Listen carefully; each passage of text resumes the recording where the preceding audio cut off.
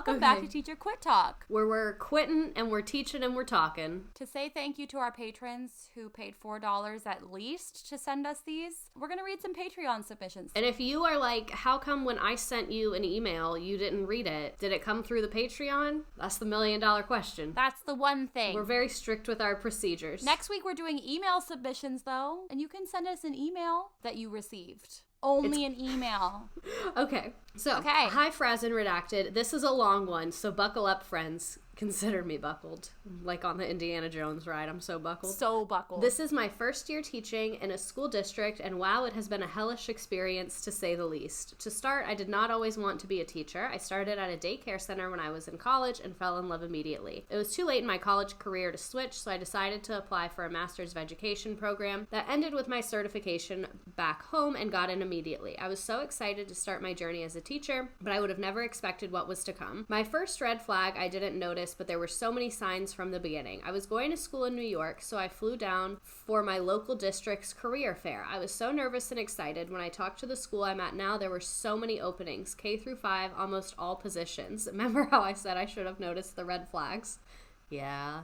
They had a sign-up sheet for interviews, and I was called the next morning. They talked about their mission and all the great things they were doing. They sounded so student-focused, and I was excited about it. They offered me a position teaching 5th grade, which wasn't a grade I was excited about at first, but I was willing to give it a shot. Flash forward to PD, Professional Development Week, and I find out that we have a whole new team. Yeah, you heard that right. Not a single 5th grade teacher stayed from the year before. I tried to brush it off by thinking it might just not have been a school for the teachers and tried my best to stay positive. The start to the year was a little rough and filled with lots of crying, but I was just trying to vibe on through it. I was staying until 6 most nights and coming in at 6. Trust me, I don't anymore. Good, because that's a violation of your human rights. Yeah, good. Absolutely not. I was staying until 6 most nights, coming in at 6, and was just overwhelmed. I was even working on the weekend. I used to work all day on Sunday every single week, my first year teaching, and that was so violently unnecessary. But anyway, back to the story. I was even working on the weekend. I felt there was no support, at least not the support they promised. I decided to actually take my weekend, and whatever didn't get done. When I went to planning, I didn't fill out a sheet that we have to fill out by Monday the week it starts, so a week after we plan. I don't really understand that, but okay. I knew all that we were planning for, just didn't get it onto the sheet. Oh, I see. So you had the plan, you just didn't put it in their little paper thing by the day that they wanted it, but the plan did exist. My instructional specialist screamed at me and explained that I needed to be prepared to be successful. I had all the copies, all the forms, everything. I was even telling the team that we would be teaching that following week in full detail, but I was literally told it means nothing if you don't get it on that paper before planning. It didn't make sense to me, but I tried to let it go. I just felt like it would be different if I was unprepared. I also did not appreciate being yelled at. I don't want to make this too long. Always make it long. I don't want to make this too long, but there's been so much that has happened. I've been yelled at by admin about things my partner teacher has done, been threatened by my students, like that they were going to pew me more than once, and admin did nothing about it. Being yelled at to the point that I'm crying in meetings, that I'm now dealing with a principal not getting my school forms filled out so I can receive my certification and degree in less than a week. Oh boy, it's been a year. Isn't it wild? And like, I feel like I had a really good teacher certification program, like all things considered, but I feel like gaslighting is really prevalent and normalized in that environment. My teaching certification program was very different. I can see what you mean, because I started my certification program the summer after my first year as just a full-time classroom teacher. So they would say things, and I was like, I already know that everyone who is an employee here is a liar. So I kind of like came to it with a very different perspective, because I was in a program for actively working teachers. So they would be like, do this. And I was like, that's not going to work. Let me write you your little paragraph so I can get my grade for the week and then move on with my life pretending like I thought this was a good idea. But I can see where if like you haven't actively been in a classroom, like that's what you're getting. So that's what you're going to believe. Because they would tell me like, oh, if you do this, they'll be engaged as readers. And I was like, no, they won't. But all right. A lot of people have good intentions, but they also haven't been in the classroom for like yes, a minute. I can totally see myself as a brand new teacher being like, oh, well, I know that there's a lot of turnover at this school, but they have a really good reason for it. Or like, it's probably just not a good fit. Who knows? Like, I'm different. I can fix them. Like, right. Well, I'm the CEO of I can fix them when it comes to a job. Like, there will be the reddest of red flags, and I'm like, not when I'm done with you. Right, exactly. But I think it's really prevalent in schools in general. The submitter was like, oh, there were lots of red flags, and I was crying all the time. It's also sold to us that that's very normal. It's like, oh, your first year of teaching, you're going to cry all the time, and you're going to be very stressed out. But, that's just the way the cookie crumbles. Like, it's so not normal. Like, it is normal. It's very common, but it's not normal, No, Because exactly. I remember this was my schedule my first year teaching. I would get to school at like 6:30, 6:45. The kids would get there around 7. I would teach until 2:30. I would go home. I'd stare at the wall for like an hour, just kind of processing. Disassociate. As Alex told us, that's a bad thing. But yeah. Oh, right. Apparently that is a bad thing. Who would have thunk? I would disassociate, and then I would eat something for the first time all day. Every morning I would drink a venti caramel macchiato, and that was my breakfast and lunch, which is not good for you or your body. So then I would usually eat McDonald's. It's shocking why I was depressed and crying all the time. It's almost like you were only consuming salt and sugar. And then every night around 6:37, I would go, fuck, I need to make a lesson plan for tomorrow and also learn the curriculum that they have to learn tomorrow, because I had never taught before. And then I would read their textbook crying because I didn't know anything. And then I'd watch YouTube, and then I'd learn it. And then I would plan a very overly complicated lesson for no reason, and then print and laminate little squares for them to do little sorting games and things like that, and do that until like 11 p.m. And it would take me like 2.5, 3 hours to plan a single lesson, and I would plan it the night before every single day, which was like, that was not okay. Someone should have stepped in. You would think, but like, I would plan the most complicated things simply because teacher Instagram said that we were supposed to be doing room transformations like the Ron Clark Academy, and we were supposed to be making everything super, super magical. And between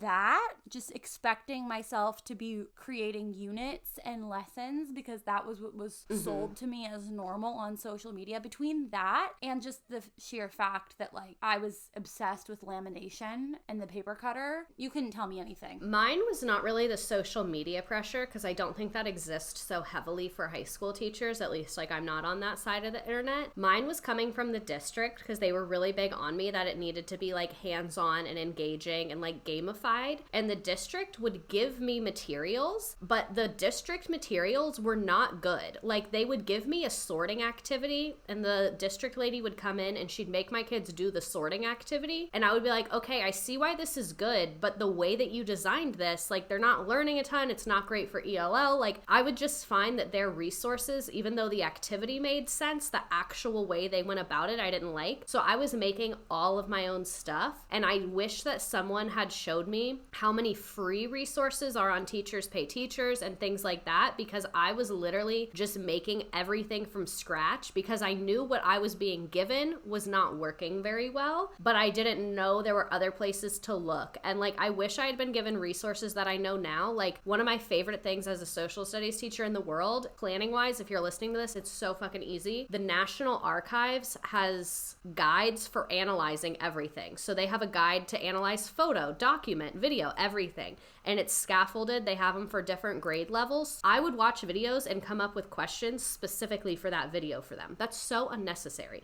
Like, there's so many resources that now I've learned, like, you can just print off a bunch of those document analysis guides and pick 3 documents, and that takes 5 minutes. Like, you don't have to reinvent the wheel every time. And I think we really expect first year teachers to like be doing the most, and don't give them permission to be like, it's okay to take something from the internet. It doesn't mean you're a bad teacher. Right. We need more teachers in schools with that kind of energy, and less teachers who, like, when I encountered veteran teachers for the first time, I met some really awesome ones and people that, like, to this day I love so much, and I feel like they really did give me permission to not be so extra. But there are those veteran teachers that are like, fuck this. this place is a hellhole. It's been bad since 97. I wish I could hit the kids again. Like, there's that kind of energy where it's like kind of scary. I mean, like, I have a book still that my first mentor teacher ever, who I love her, when I left student teaching, she had all the kids write me a letter and they bound it because that school had money, honey. They had a book binder that you could bind books in the back. I love a book binder. Isn't that sick? I never had them as a teacher, but we had one in the real estate office that I worked in to make listing presentations and like tour presentations and stuff. Anyone would whisper, I have a and I'd be like, do you want a book? I could make you a book. If you wanted someone to use the book binder, I am available. It is so much fun. She made me one with all the kids' letters that they wrote me, and she called me sunshine and rainbows or butterflies and rainbows or something, because she literally was like, you are so naive and like shiny and like expecting just... Not naive. Well, I got it my first year too. One of my favorite work friends who listens to this podcast, she also was always like, oh my God, you are so a first year teacher. But I don't know. I like punished myself in the name of making everything cute. I don't want to say my issue with it, but like the thing that made it hard for me to get out of that mindset is that like I've been like a high performer in a lot of jobs that I've been in school. So like I'm used to getting praise in that environment. And when I was super extra and did those things, I would get praised for it. Like the district would come in and take photos of my classroom and show it in PDs. And so I like felt like there was an expectation for me to keep that up. And I felt like people were going to be mad at me if I wasn't doing that because they knew I was capable of it. So like I kind of set my own precedent badly. And then I felt like, and like what someone should have said, instead of just being like, wow, it's amazing that you make all that stuff, I wish someone had recognized like, wow, she's putting a lot of time into this and I bet we could teach her ways to be more efficient, rather than like I just dove even further into it, because the more time I put into it, the more praise I got. And I felt like I just like constantly needed to be raising the bar in order to keep getting praise. And I used to get observed by the district at least twice a month. So like if one day I didn't have little laminated cute pictures from the Great Depression for them to sort and like play little games with, they'd be like, what happened, Miss Redacted? So like the bar was just in...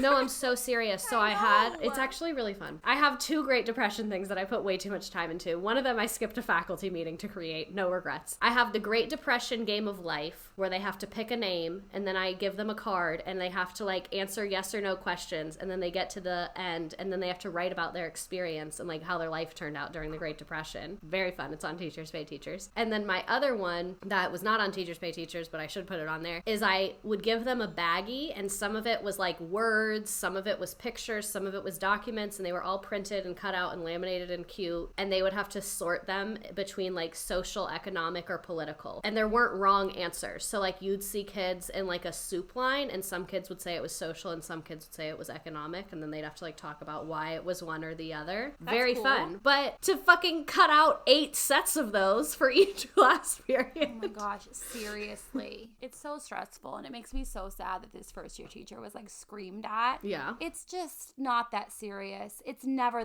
serious about your planning. There are things that are serious, but your fucking lesson plan being down on paper is not one of them. Everybody needs to settle down. Especially like the child is never going to look at that lesson plan. Like what she said is she had her copies ready and she had a plan. Yeah. Like quite literally the lesson plan doc is the least important part if you think about running your day. Like the document that's there just in case admin walks in. If you don't have that, it's going to be like one not fun conversation. But if you don't have your stuff printed out, like if we all have 24 hours in a day, if you only have 10 minutes and you have to choose between the document and printing out the actual sheets for the children who are definitely going to be there, it's an obvious choice. I would love to have an administrator come talk to us, but they won't. But I wish they would. We should do it like FBI style. Like one of us just goes in the office mic'd up. Like wearing a wire? Yeah. Like one of us, like I put a wire on you and we hide it, and then you just like are like hit up your old admin and you're like, you want to get lunch? Oh my God. I've been watching a lot of Sopranos. I'm not going to do that to you. I know you're listening. I'm not going to do that to you. If I ever ask you to get lunch, I'm not doing that. If I asked my old admin to get lunch, he would like be in a parking lot with a hammer. I know. He's a scary fucking man. He has like a room in his house that's covered in pictures and printed out TikToks. He has iPads up with the TikToks jukebox playing on a loop. Yeah. But I want to understand why the hell admin gets so uptight about these things, because I know there has to be a reason. I know there has to be some kind of top down. Somebody is getting their knees busted in a parking lot or something. Like, there has to be a reason. It's not for nothing. Like what's going on with y'all? Because okay? if you don't have your lesson plan in your binder, they act like you have an open flame in your classroom. Or the write your objective on the board thing. So I was required to have a daily lesson plan in a binder, the standard, a daily essential question, and a daily objective on the board.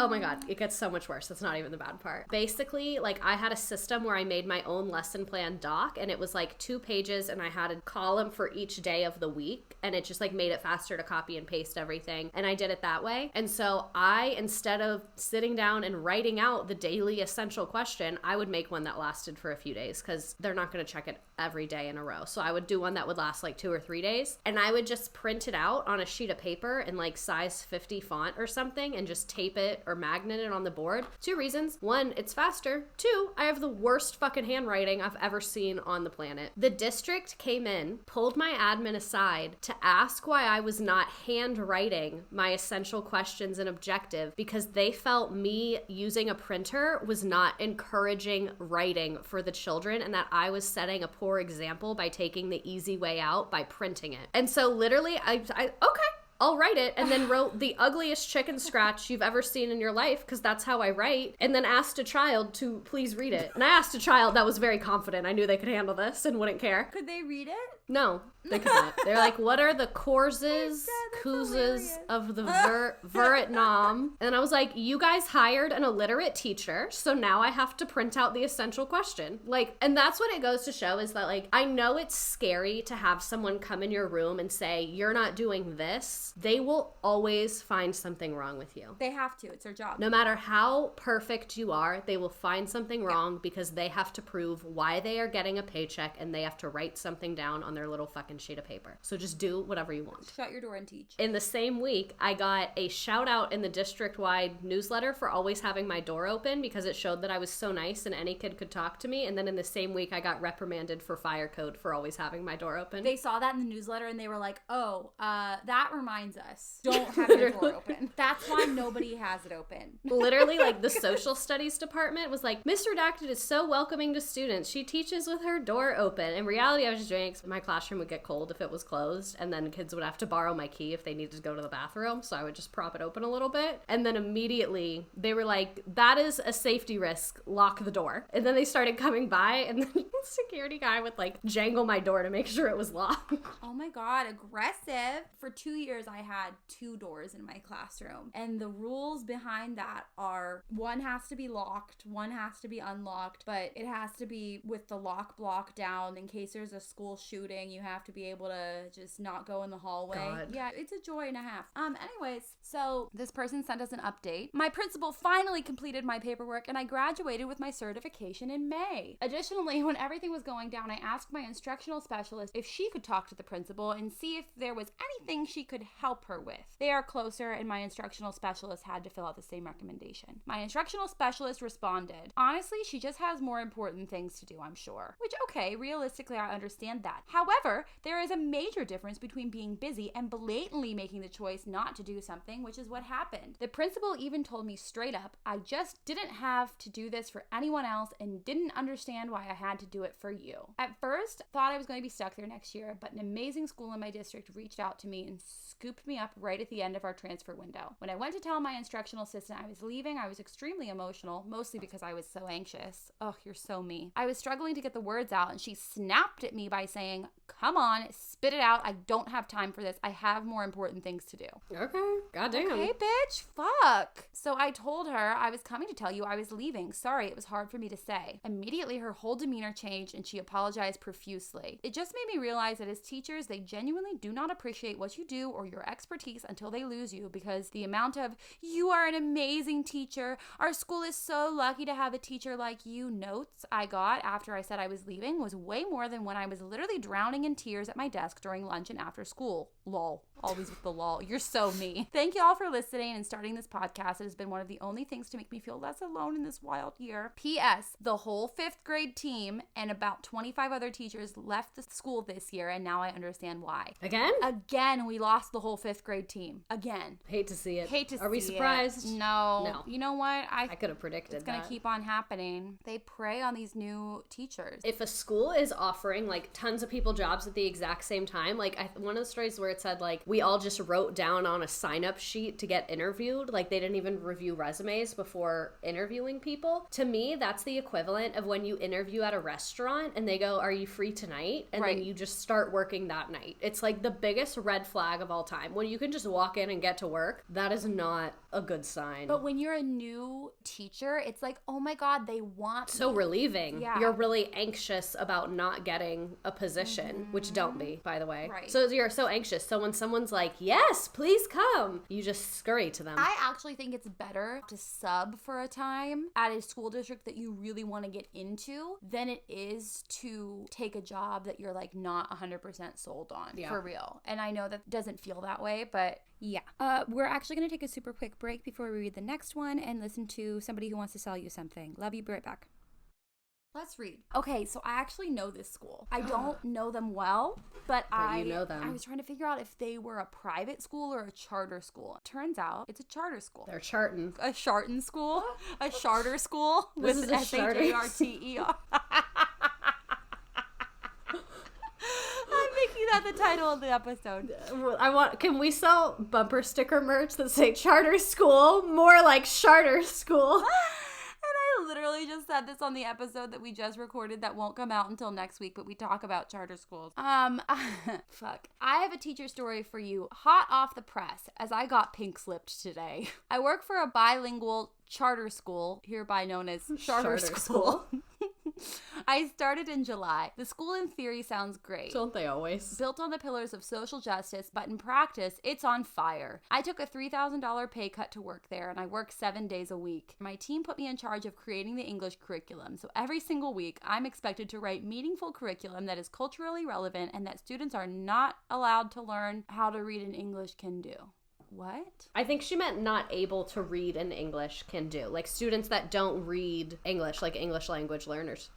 When this is an impossible task since there is nothing to go off. I'm spending anywhere from 10 to 15 hours on the weekends or holidays researching culturally relevant books, adapting materials so that our students can do them, drawing instead of writing. Yeah, that's a common SIDI strategy. So SIDI strategies are for English learners, and it's specifically designed academic instruction in English. So one accommodation is drawing instead of writing. Okay, so anyways. And then I'm expected to do this all on some imaginary time. Our contract is 7:50 to 3:15, but we're expected to stay until 4 on Wednesday for PD, and we're not paid for it. And we have students from 8 a.m. till 3 or 3:10. Okay, so those hours are like pretty standard for me. What about you? I feel like she said they had students from what? Contract time is 10 minutes before students and 15 that's about standard. After, Mine was like 20 in the morning and 10 in the afternoon. Yeah, but then if you're like designing full curriculum and you don't have a plan in the day. Y'all elementary teachers are getting like so fucked on planning. Because we don't have a prep. Somebody taught me what prep was in 2020, and I was like, what the fuck is a prep? They were like, how many preps do you have? And I was like, 7? You're like all of them, I think. It's yeah, A to Z. I'm pretty sure I prep them all. So yeah. Anyways, the school has been open for 20 or so years, and they only recently got an SST process started. Are you fucking kidding me? What's that? Student Success Team. So, for example, when you start the process to have like an IEP or a 504, if a parent writes a letter saying, hey, we want our kid to be assessed, it starts with the Student Success Team. Oh, I've had to be in those meetings. I don't think we called it that. For high school, ours had to have one special education teacher, one gen ed teacher, one admin or counselor, and then the parent and the child was what ours were required. Yeah, so it's like a whole team coming together to like figure out. They're squatted up. Yeah, exactly. It's the student squad. But we have to meet 3 times before the kid can get sent for formal assessment. And tons of times kids are also like dropped from it. It's like just like a measure for extra support. But I think it's shocking that a school can be open for 20 years and not have an SST process. I would have have walked into that school and been like, the parent and I think we should do an SST, and then they'd be like, a what? I'd be like, I have to go, actually. And you'd be like, my Uber is actually here, and it's an Uber XL because we're all leaving. Me and the parent have an email to write to some people. Sorry, we're busy. Got a blast. Got a blast. Okay, anyways, what year is it? Anyways. Okay, then the cherry on top, I was told by playground staff that I had the worst class the school had ever seen. Oh, if I had $1 for every time I've been told. How do you get the job as playground staff? I want that. It's like separate from its own job. Yeah, it's like the people who watch the kids when you don't have duty. In Florida, we really value the school to prison pipeline, so we just have security guards for that. I've had many that are basically like security guards, though. They are punitive. Last year, they were so fucking mean to the kids. They called it the yard, and they ran it like a prison. I was like, I actually think you need to calm down a little bit because you're so nasty. Most security guards I've interacted with have either been like way too strict like that or not strict enough where I'm like, hey, I know that you vape, but maybe when the kids openly vape in the hallway, you say something instead of just letting them walk right past you. And then I've also had to be like, I know that maybe hitting is like a common strategy you use, but maybe not threatening to do that in a school. Maybe. Oh my fucking God. Well, the problem is sometimes like kids that had graduated 3 or 4 years ago got hired as security. So they'd be like, I'm gonna beat your ass. And I was like, I know that is your brother's friend, but like you're at work right now. I should clarify that it was really the lead playground lady that was really running the yard. She was running the yard. There were some very sweet, wonderful playground aides that really were just doing their best and very kind. But like, she's the one that yelled at me for taking a single pack of Post-its because I didn't sign it out. How dare you? And the secretary was like, yeah, here you go. And then she reprimanded me for that. I'm like, who are you? You're not admin. Why are you yelling at me all the time? She's the same one that yelled at me for letting my kids have chips when it was not allowed. No chips. I had a student who brought hot chocolate to school, and she literally reamed me in front of the whole class. But, okay, so no SST process. Things are going rogue on the yard. Okay. I had the worst class the school had ever seen. My admin were aware of these issues, and they never offered me support. Today, I was told that they had not seen any improvement in my teaching practice from the beginning of the year to the end, even though everyone in admin is very aware that I was going through essentially the worst year of my life. They have all seen me have several panic attacks at work. I am relieved to be leaving there. Yeah, I'm relieved too. We'll drop the name of the school because honestly, this school is fucked. I actually DM'd them because it's literally 20 minutes from my house. And I was like, oh my God, I was looking at this school. You're like, I'm outside. Don't send your kids here. There are no systems in place for special ed students. The school is held together by duct tape and teachers pay teachers. The school is going through 6 different lawsuits, including 1 for sexual harassment. But I also have information that would start a 7th lawsuit because my principal violated federal law for refusing assessment for one of my students with an IEP. I cannot stand him because the only compliments he has ever given me were on my appearance. I also found out from the librarian that he operates on a $0 budget, and my principal very openly admitted to being a Nazi supporter. I dare say, and I don't say this lightly, the misogyny might be on the lower end of his transgressions. We might have some bigger ones. And by might, I mean we do. I did not know where that was going, but I would not have predicted loud and proud Nazi supporter was the direction we were going. It's the loud and proud for me. That's the area though. Somebody the other day was like, when are you going to make a video calling out Moms for Liberty? And I was like, whenever they move out of my fucking neighborhood. I'm never going to teach again. I'm so fucked. Anyways. The moms are not liberating the way I want them to. I feel the opposite of liberated. They are everywhere. So the fact that principal is like an open Nazi supporter, like low-key, I'm not surprised. The thing that sickens me the most, I think, is that school is supposed to have such a focus on social justice. Oh my God, I forgot about that aspect. Why are we... He really said, keep your friends close and your enemies closer. It's literally shocking. But also not shocking because the world is on fire. But it's literally those charter schools that scare the shit out of me. And also, who in California is in charge of that charter? Because they have to have some district that pays for that charter. Yeah. Someone's in charge here. Why are we letting a Nazi run a school? That's my question, among other things. I didn't realize that was the end of hers. She's been through a lot. Okay. Hi, Frozen Redacted. I just found your podcast today, but used to watch your TikToks all the time when I had the app. Did you get it taken away? What happened?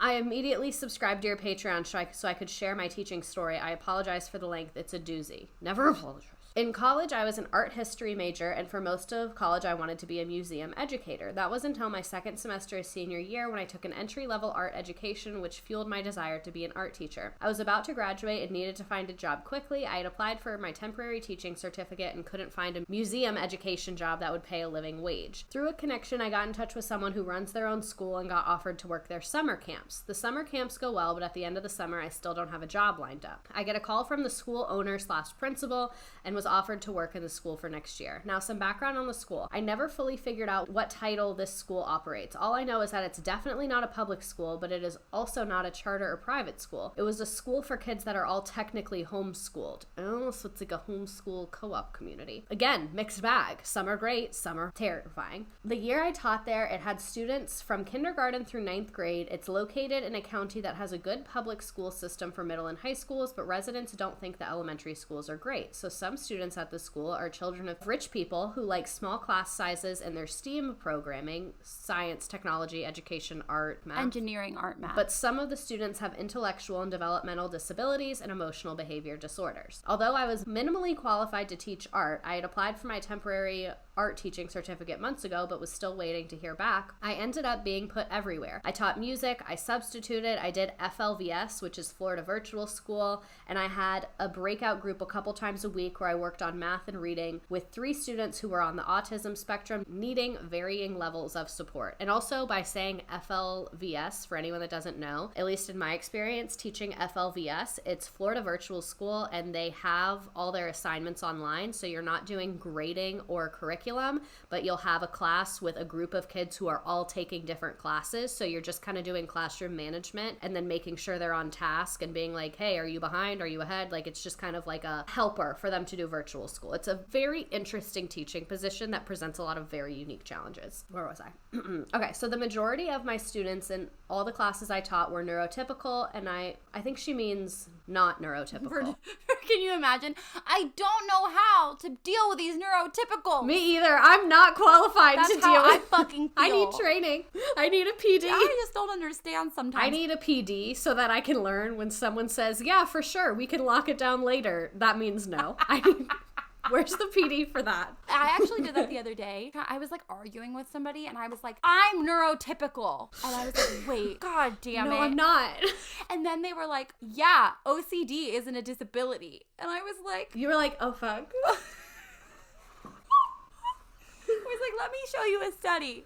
Okay, let me just say you something real quick. Let me tell you something. You know that TikTok audio where it's like, stop, let me tell you something. Let me tell you something. Let me tell you something. I tried to delete it and re-put it with the right word, but they had already responded, so I looked like a fucking idiot. And I was like, God, you win, I guess. It's like when you fuck up that bad, you just have to be like, just lean in. Bye. It's like when you're writing a persuasive essay and then halfway through, when you get to like the counterpoints part, you realize they're right, but like it's too late for you to start over. So you just have to like lean in and be on the wrong side of history. I tried to do Lincoln Douglas debate when I was in school, and you have to debate both sides of the argument, and then when you get there, they tell you which side to argue, and literally on multiple occasions, I'd be like, I give up. I got the ick from my original argument. Sorry. You're like, I actually need to go home now. Okay, so the majority of the students were neurotypical or not neurotypical, we don't know. And I had 0 training and was totally unqualified. In fact, out of all the staff, there was only 1 special education teacher. This job took a serious mental and emotional toll on me as I had no support and was doing work I was unqualified to do. I was also a contracted employee and was only paid $1,600 a month. Where do you live? Is that legal? I don't think so. Like, I think you might have been in the Peace Corps. Like, I think maybe it, like, wasn't a job. It was more of, like, a work thing. You know how sometimes they give you a stipend? You're not getting paid. It's like, here's money for groceries. Yeah. On top of everything else, I was being bullied by an older office employee who was best friends with the owner. She ended up turning the owner against me because I was depressed, which they interpreted as a bad attitude. So I was never able to go to the owner about the bullying. I ended up quitting a week before winter break, and now I work for a nonprofit with no intention of going back to education. Some other fun anecdotes I forgot to include before that you might enjoy. For FLVS,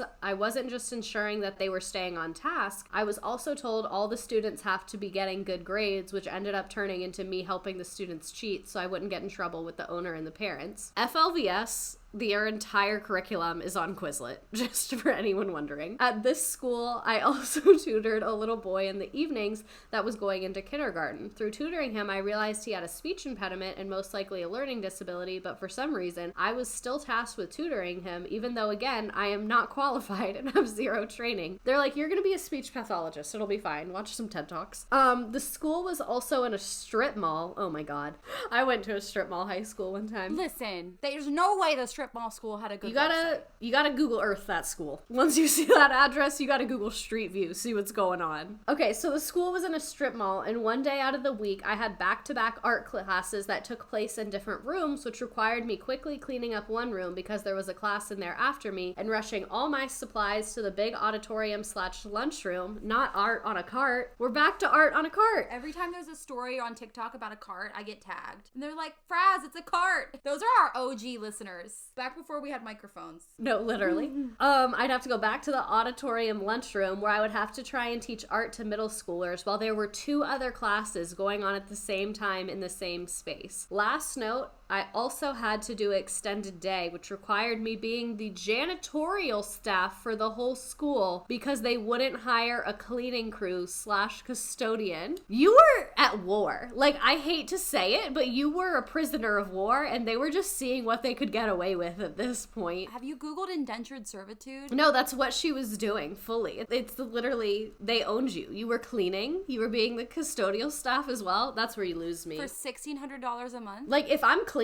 I'm not doing shit else. Like, if you want me to clean, I'm gonna show up in yoga pants every day, and don't ask me to check an email, don't ask me to teach a child, because if you want me to clean, that's what I'm gonna do. I bet they didn't even train this person on the cafeteria Zamboni. To ride a cafeteria Zamboni. I would do that. $1,600 a month, I'd be like, I get it. Thanks for this experience. It's really building my LinkedIn. I would take the little phone holder that I have on my Peloton and put it on the Zamboni so I could like watch YouTube while I Zamboni. Oh my god. Is that safe? Is that distracted driving? You like run over a child with the Zamboni. The 16-year-old that they hired to clean the cafeteria with you is just like... They're just listening to lo-fi, staring at you. I don't even know what episode that was, so if you didn't catch that reference, I don't even know what to tell you. Okay, so there's more. She said... Oh, wait, no, that's the thing. So yeah, that's the end, is that she was also being a custodian there. God Immediately bless. no. Immediately Honestly, again, whole separate job. Both of you have very critical and separate jobs. Like, those are literally just 2 different things. Like a symbiotic relationship. To me, it is as different as, like, if a school was a hotel, this is like asking the valet guy to fill in for the pastry chef. Like, Exactly. Both of those things need to be done, and they just are not the same thing, and you cannot do them at the same time. If you try to do both, you're gonna do neither well. As Ron Swanson said, never half-ass 2 things, whole-ass 1 thing. I did know that quote, even though I don't watch that show. Love that show. Well, thank you for sending in your Patreon submissions, though. Thank you so much. We just love you.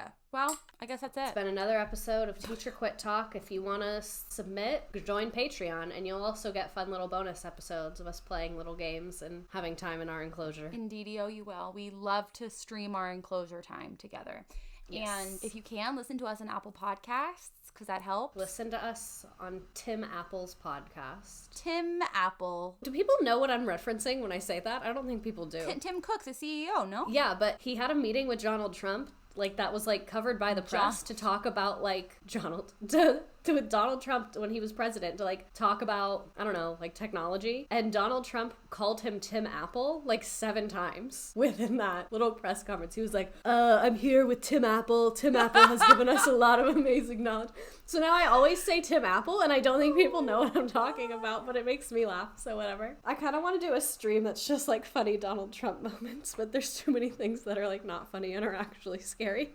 I know. Well, it's like how people now do George W. Bush compilations. Yeah. Like, it'll be funny in, like, 10 years. When people don't know about all the war crimes and the assault and stuff, you know? When we're all living on our little space bubble because we destroyed the Earth, you're gonna laugh real hard at my Tim Apple Trump compilation videos. Oh, well, we love you. Statistically, almost nobody has listened to that. Love you. Have fun, live laughing and learning. We should put, like, little Easter eggs at the end of every episode to see if people listen to the very end.